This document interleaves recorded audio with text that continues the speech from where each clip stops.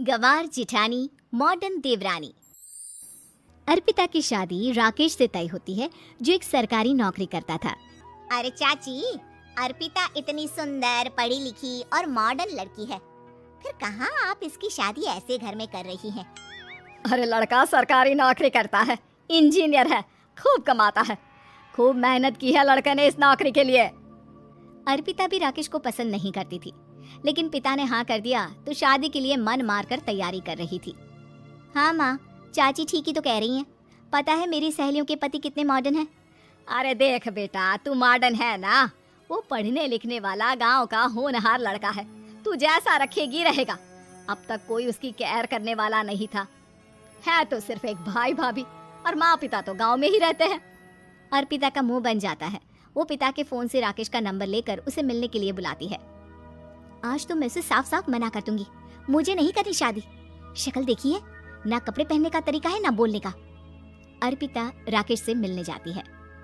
अब क्या हो गया, आपने मुझे अर्जेंट मिलने को बुलाया, सब ठीक तो है ना? हाँ सब ठीक है, पर मैं आपसे कुछ कहना चाहती हूँ। आप ना इस शादी से मना कर दे। राकेश की आंखें अर्पिता की इस बात से लाल हो जाती है। वो रोंदे गले से कहता है, लेकिन शादी की सारी तैयारियां हो गई हैं, मैंने आपके साथ एक अच्छे भविष्य का सपना भी देख लिया है, ऐसा मत करिए प्लीज। माँ पिता के अलावा मैंने किसी को दिल से अपना माना है तो वो आप ही है। देखिए, मुझे आपसे कोई समस्या नहीं है, लेकिन आप मेरे जैसे नहीं हैं। मैं मॉडर्न लड़की और आप। मैं आपसे वादा करता हूँ, जब तक आपके लायक नहीं बन जाता मैं कभी आपसे बीवी का हक नहीं मांगूंगा।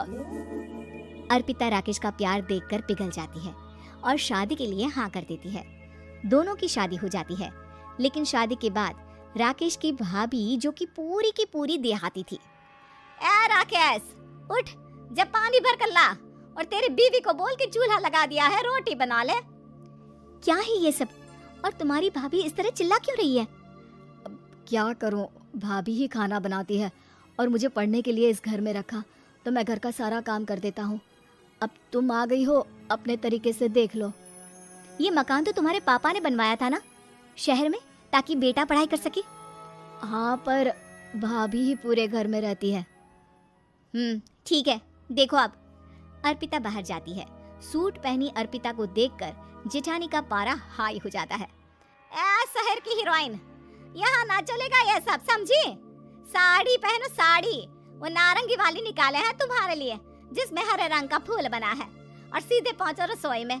मेरे आगे नहीं चलेगा ये सूट बूट का नाटक, समझी? देखिए भाभी, आप बड़ी हैं, आपने राकेश की पढ़ाई में मदद की, लेकिन ये मकान इनके पिताजी का है, तो मैं अपना पोर्शन अलग कर रही हूँ। मैं आज से आपके साथ नहीं रहूंगी। जेठानी का तो मानो पारा ही हाई हो जाता है। और आज तो कैसे नहीं रहेगी? हाँ, और कौन बोला कि राकेश अलग हो जाएगा? वो अपने भाई के बिना नहीं रहता। आज देखिए तो, देखिए कल के आई छोरी क्या बोल रही है। राकेश के साथ बात हो गई है, मैंने ऊपर का हिस्सा राकेश को दे दिया है, उसकी अपनी जिंदगी शुरू हो रही है, तो अच्छा है ना कि अब रसोई भी अलग हो जाए। अर्पिता राकेश की ओर फक्र से देखती है कि उसने अर्पिता के लिए स्टैंड लिया। अर्पिता बाजार में जाकर सारा रसोई का सामान ले आती है। पिता के दिए सामान से घर सजाती है और अपने तरीके से पूरे घर की सजावट करती है। शाम को राकेश ऑफिस से आता है। कुर्ता पैजामे में राकेश को देखकर, अरे ये क्या पहना है? भाभी सिलती है ना कुर्ता, मैं सारी कमाई भाभी को ही दे देता हूँ। लेकिन अब ना बीबी को देना होगा, क्योंकि भैया भी अच्छी नौकरी करते हैं। भाभी अपने पति का पैसा संभालें और मैं अपने पति का पैसा संभालूंगी। तभी भाभी आ जाती है। अरे देखो, बहुत हो गया। हाँ, अलग रहने तक तो ठीक था, लेकिन पैसा हम एक फूटी कौड़ी नहीं देंगे। बचपन से तुम्हारे पति को हमने पाला है, उसका हिसाब दो। अच्छा, हिसाब चाहिए? कितना पढ़ी है आप जो आपको हिसाब चाहिए? बड़े भाई हैं उनके, जिन्होंने उन्हें पढ़ाया लिखाया, वो हिसाब मांगेगी तो जरूर दे दूंगी भाभी। अरे देख, हाँ, अगर तूने पढ़ाई की है तो मैं भी अंगूठा छापना हूँ। अरे 5 की रात तक पूरी पढ़ाई की है, समझे? वैसे भी कल इन लोगों के माँ बाबूजी आ रहे हैं गांव से, वही लोग ठिकाने लगाएंगे तुझे। अगले दिन सास ससुर आते हैं, दोनों बहुत ही सीधे लोग। अच्छा किया जो ऊपर के हिस्से में राकेश की गृहस्थी लगा दी, अब दोनों बेटे अपना अपना देख ले। छोटी बहू कहाँ है? अरे बहुत ही चालाक है माँ जी, ऐसी जबान चलाती है जैसे दर्जी कैंची चलाता है। वैसे बहू तुम भी कम नहीं थी। और सुनाओ। तभी छोटी बहू सास ससुर के पैर छूकर उन लोगों को चाय और नाश्ता देती है। माँ जी, आप थक गई होंगी, मैं खाना लगा देती हूँ, ऊपर आ जाइए चाय पीकर। अरे बस बस, यही रहेंगे वो, क्योंकि बड़ी बहू मैं हूँ। हमेशा से इनके माँ बाबूजी मेरे पास ही आए हैं। चलिए माँ जी, आप ना किचन में खाना बनाइए, मैं जरा बाजार होकर आती हूँ और फिर साथ में खाना खाते हैं। जेठानी बाजार निकल जाती है और सास ससुर बेचारे घर पर अकेले। फिर दोपहर को, माँ जी, मैंने आप सभी के लिए खाना बनाया है। माना मैं छोटी हूँ, लेकिन अच्छा लगेगा अगर आप लोग मेरे साथ रहें। वैसे भी यहाँ है कौन बेटा, चलो ऊपर राकेश के पास ही चलते हैं। सास ससुर दोपहर का खाना खाकर वहीं आराम करने लगते हैं कि जेठानी आ जाती है। अरे वाह, ये तो वही बात हुई ना, कल की आई को पूरा परिवार और हम अकेले के अकेले। भाभी देखिए, परिवार में प्यार से रहा जाता है, ना कि चालाकी से। अम्मा खाना कैसे बनाती, पहले ही गांव से थक कर आई हैं। हाय रे दया, तो मैं का बाजार से ऐस करके आ रही हूँ। अरे भूख के मारे मेरा सर दर्द हो रहा है, पर यहाँ मेरी फिक्र कौन करेगा। अरे तो किचन में खाना है, लगा देती हूँ मैं भाभी।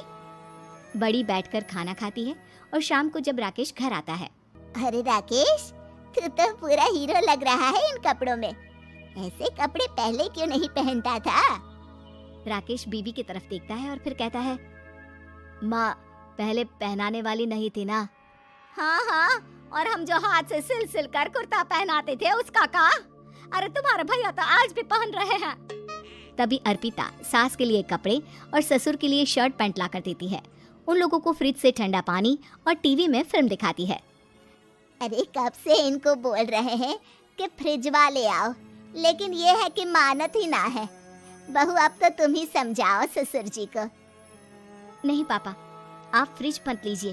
अरे वाह रे छोटे, खुद फ्रिज का ऐसे का मजा ले, और इनकी माँ के पास फ्रिज भी ना हो। अरे देखा पिताजी, देखा माँ जी कब बोल रही है। अरे उसकी पूरी बात तो सुन लो कि वो क्या बोल रही है। वो इसलिए क्योंकि अब माँ जी और पापा यहीं रहेंगे मेरे पास। घर को घर सिर्फ मॉडर्न या गांव की सोच नहीं, बल्कि संस्कार बनाते हैं भाभी, और संस्कार अच्छे हो तो सब सही हो जाता है।